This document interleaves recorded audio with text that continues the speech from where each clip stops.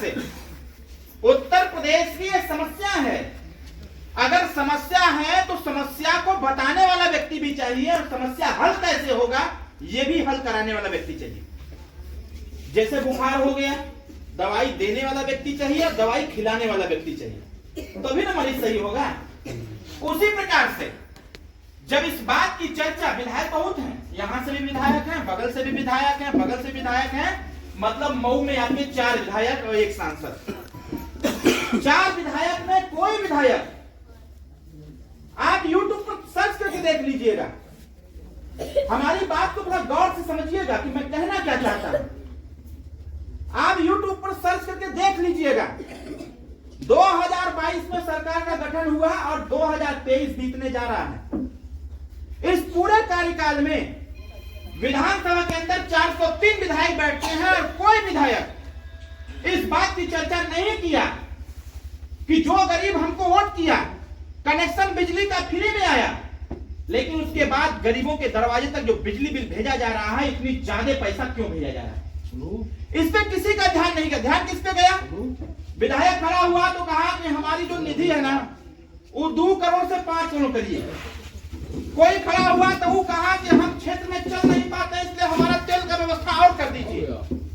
कोई खड़ा हुआ तो वो कहा कि हमारा जो विधायक आवास है वो ठीक ठाक नहीं है, उसको सही कर दीजिए।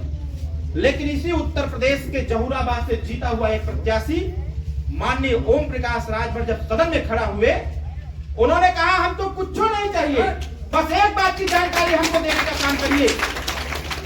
नेताजी ने कहा बस हमको एक बात की जानकारी देने का काम करिए, ये गरीबों का जो बिजली बिल मनचाहा अधिकारी भेज दे रहे हैं, इसका समाधान क्या है? इसका समाधान क्या है? नेताजी ने सदन के अंदर बोला, अगर गरीबों के वोट के दम पर पूंजीपतियों का कर्जा माफ हो सकता है तो फिर गरीबों का बिजली बिल क्यों नहीं माफ हो सकता है? अगर हमारे वोट के दम पर विधायकों का लिया हुआ लोन अगर माफ हो सकता है, कर्मचारी अधिकारियों का लोन माफ हो सकता है और किसानों का कर्जा माफ हो सकता है, तो गरीबों का बिजली बिल क्यों नहीं माफ हो सकता है? ये बात पूछने की हिम्मत अगर किसी के अंदर आई तो उसका नाम ओम प्रकाश राजभर। हम लोग भी इसका प्रचार किए कि जनता चिल्लाओ, कहो अपने लोगों से, जब आप बोलोगे तभी आपकी बात सुनी जाएगी। नहीं तो छोटा सा उदाहरण देता हूं, आपके घर में छोटा सा बालक होगा, मेरा भी बेटा है, 14 महीना का है, उसका सुहेल देव शुभम नाम है। आप बच्चे हमारे लगता है यूट्यूब पर भी देखते होंगे और वो उस पे फेसबुक पर भी देखते होंगे, इंस्टाग्राम पर भी। जब तक वो नहीं रोता है, मैं अगर चला जाता हूँ लखनऊ, तब तक उसको हम अपने पास बैठाए रहते हैं, सुलाए रहते हैं, और जैसे ही रोने लगता है तो हम जान जाते हैं कि इसको भूख लग गई, तो तुरंत व्यवस्था करके या तो खिलाते हैं या तो फिर गिलास में दूध देते हैं तो पीता है। आप उसी से जानकारी लीजिए कि आपके घर का आपका बच्चा जब तक नहीं रोता है तब तक आप दूध नहीं देते, खाना नहीं देते उसको। तो क्या आप सरकार से ये उम्मीद कर सकते हैं कि जब तक आप सरकार के लिए नहीं बोलेंगे तब तक आपका काम होने वाला नहीं है? अब ये बोलेगा कौन? एक कहानी सुना है आपने ना कि बिल्ली के गले में घंटी बांधेगा कौन? बिल्ली आके चूहा खाती चली जा रही थी, चूहा का सरदार बोला कि कुछ ऐसा उपाय लगाया जाए जिससे कि जब बिल्ली आवे तो वो पता चल जाए हम लोगों को कि अब बिल्ली मौसी आ रही है, जल्दी से भागो। लोगों ने निर्णय लिया, सरकार ने निर्णय लिया कि ऐसा है कि जब बिल्ली के गले में घंटी बांध देंगे तो जब भी बिल्ली अपने यहाँ से चलेगी तो हम लोग को जानकारी हो जाएगा, हम सभी लोग अपने अपने बिल में। अब हुआ क्या? निर्णय तो हो गया, लेकिन बात यहाँ जाके अटक गई कि आखिर बिल्ली के गले में घंटियां बांधी के न बिल्ली के गले में घंटी बंध पाई, न चूहा को खाने की व्यवस्था रुक पाई। उसी प्रकार से जब माननीय नेताजी ने आवाज लगाया तो हमने 4 नवंबर को जब मुख्यमंत्री जी के सामने अपनी बात को रखने का व्यवस्था किया, जब मैं गया मुख्यमंत्री जी के सामने, उनसे मैंने कहा, जब उन्होंने पूछा क्या हालचाल है, हमने कहा कि सर हालचाल तो ठीक है। पूछे जनता का, हमके जनता एकदम परेशान है। कहें क्यों? हमने कहा इसलिए कि जो प्राइवेट सेक्टर से आज के विद्युत विभाग में कर्मचारी आए हुए हैं, ये गरीबों के दरवाजे तक बिजली बिल अपने हिसाब से भेज रहे हैं। कहें अपने हिसाब से मतलब? अच्छा सर, गरीब एक ठो बल्ब लगा रखा है, तो पंखा, और उसके दरवाजे पर बिजली बिल जा रहा है 20,000 25,000। अब गरीब कहां से भरेगा? कहीं ऐसा होता है? हम सर यही होता है, आप जांच करा लीजिए, अगर हमारी बात सत्य साबित होती है तो सर इसके खिलाफ कोई कठोर कानून बना दीजिए। उन्होंने कहा ठीक है। मुझे 7 तारीख को फोन आता है, सारा डिटेल मैं प्रोवाइड कराता हूँ, बहुत सारे लोगों का बिजली बिल कलेक्ट करता हूँ और ले जाकर के सीधे प्रमुख सचिव को देता हूँ। महेश गुप्ता प्रमुख सचिव इस समय है विद्युत विभाग के। महेश गुप्ता जी के सामने मैं सारा चीज रख देता हूँ, उसको वेरीफाई करते हैं और उसी दिन एक नियम बनता है। 8 तारीख से नियम लागू हुआ कि बिजली बिल पर जो ब्याज है, जो चक्रवृद्धि ब्याज इन्होंने लगा करके धड़ाधड़ सबको भेज रहे हैं, लंबे समय से लोग बिल नहीं जमा किए हैं तो ब्याज पर ब्याज दे करके लोगों तक भेजे। 8 तारीख को निर्णय हुआ कि जितने लोग बिजली बिल से परेशान हैं वो जहां बिजली बिल जमा करते हैं वहां जाकर के फार्म मिल रहा है, वो फार्म लेकर के आपका जो बिजली बिल है और उसको छोड़ करके उस पर जितना ब्याज लगा हुआ है वो सारा ब्याज 8 नवंबर से लेकर के 30 नवंबर तक माफ कर दिया गया था। उसके 100%, 100%। उसके बाद रुक जाओ यार, सुनने की क्षमता रख मर देता इसे। अगर हम आ लेगा ना तो ऐसे ही ना आ लेगा, ठीक ना? कौन मिलेगा उनको, कौन जानकारी देगा भाई? अभी जिस प्रकार से थानों पर, तहसीलों पर धन उगाही हो रहा था, इसको रोकने का बंदोबस्त कौन करेगा भाई? ये गरीब कितना लूटा जाएगा, ये गरीब कितना सताया जाएगा? मुख्यमंत्री को अधिकारी जानकारी दे रहा है कि सब सही है, सरकार सब दूध भात खा रहे हैं, और यहाँ गरीब बिना खाए मर जा रहा है, बिना दवाई के मर जा रहा है। ये सही बात आखिर बताएगा कौन वहां पर? मुख्यमंत्री से मिलने के पीछे बस यही कारण रहता है। जब बताया मैंने 4 नवंबर को, जब हमने बताया कि सर थानों पर धन उगाही ज्यादा हो गई है, बिना पैसा लिए गरीबों का एप्लीकेशन नहीं लिया जा रहा है, तहसील पर शौचालय के नाम पर लोग पैसा लेते हैं। मुख्यमंत्री जी ने 9 तारीख को घोषणा किया, एंटी करप्शन टीम को तैयार किया और एक नंबर जारी किया गोरखपुर से। गोरखपुर में उसकी संस्थान बनी, एक नंबर जारी किया है, नंबर टोल फ्री नंबर है। कहीं भी किसी व्यक्ति से पैसा मांगा जाता है, सीधे इस पे डिटेल नोट करे और 1 हफ्ता के अंदर उस अधिकारी को टंगवा करके भेजवा दिया जाएगा जेल, कोई उसको रोक नहीं पाएगा। और आपने मीडिया के माध्यम से, पेपर के माध्यम से, फेसबुक के माध्यम से देखे होंगे आप कि बहुत सारे पुलिस वाले, बहुत सारे एसडीएम घसीट के इसी मऊ से गया वीडियो, इसी मऊ में घसीट के गया एक वीडियो, इसी मऊ में एक इंस्पेक्टर गया जेल गया।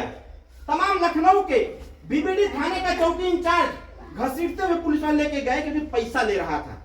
इस पे भी काम चालू किया गया। कहने का मतलब यह है, समस्याएं अगर हैं तो नैतिक तक वो जाना चाहिए।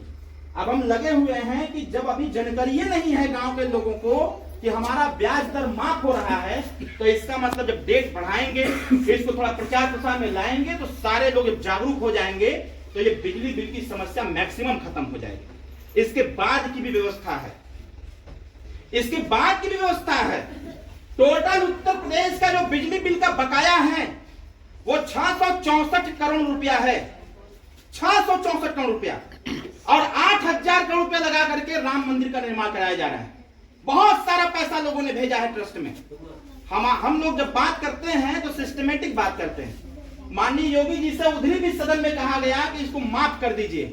उन्होंने कहा कि माफ इकट्ठे कर देंगे तो सब गड़बड़ा जाएगा, इसीलिए सब्सिडी उसको, ब्याज को घटा करके ब्याज को समाप्त किया जा रहा है। धीरे धीरे हम लोग फिराक में हैं। जितना घरेलू बिजली है, घर के प्रयोग में जितना बिजली आता है, दिल्ली और पंजाब के तर्ज पर उत्तर प्रदेश में भी 300 यूनिट बिजली निःशुल्क कर दिया जाए ताकि गरीबों का बिजली बिल आना ही बंद हो जाए, गरीब अपना काम करे, बच्चों को पढ़ाने लिखाने का इंतजाम करे। ये व्यवस्था हम चाहते हैं।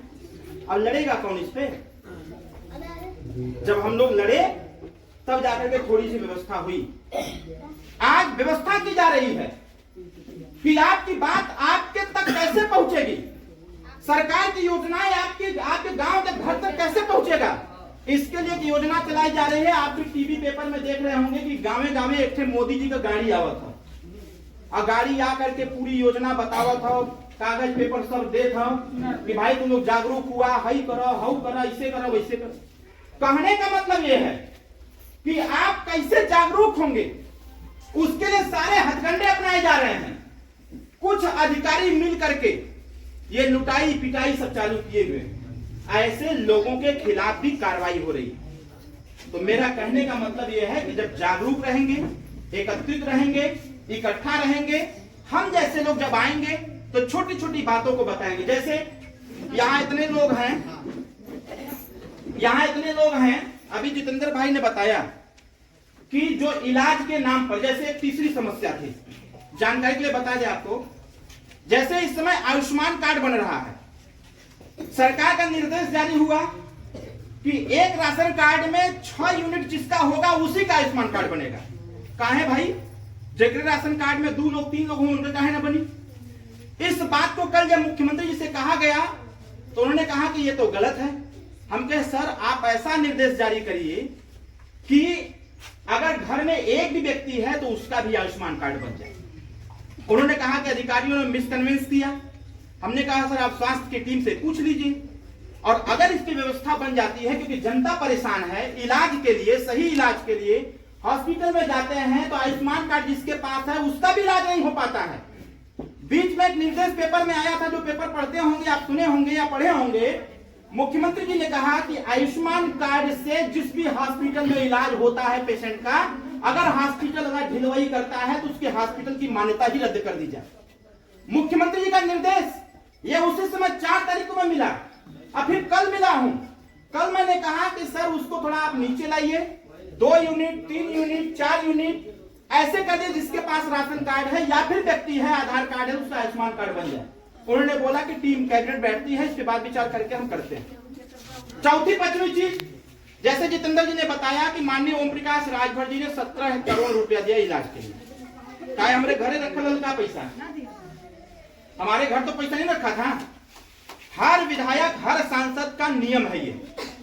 आपके क्षेत्र में किसी की तबीयत खराब होती है, गंभीर बीमारी से परेशान है, तो यहाँ का विधायक, यहाँ का सांसद इलाज के लिए उनको 500 रुपया से लेकर के 25 लाख रुपया वो दे सकता है, आराम से दे सकता है। उसको कोई आपत्ति नहीं, बस एक पत्र लिखना है, साइन करके भेज देना है कि भाई इस गरीब का है, व्यवस्था हो जाएगी। हम लोग इसी बात को कह करके अब तक 17 करोड़ से ज्यादा हम लोगों ने इलाज में पैसा दे दिया है। और यहां भी कह रहा हूं, कोई सुने चाहे मत सुने, आप किसी सरकारी अस्पताल से या आयुष्मान कार्ड से अटैच जो अस्पताल हैं वहां का एस्टिमेट हम लोगों को दीजिए, और 10 दिन के अंदर जितना इलाज का पैसा वो बना के दे देगा एस्टिमेट, उतना पैसा आपको दिला करके परिवार का इलाज करा दिया जाएगा। किसी से कर्ज लेने की आवश्यकता नहीं।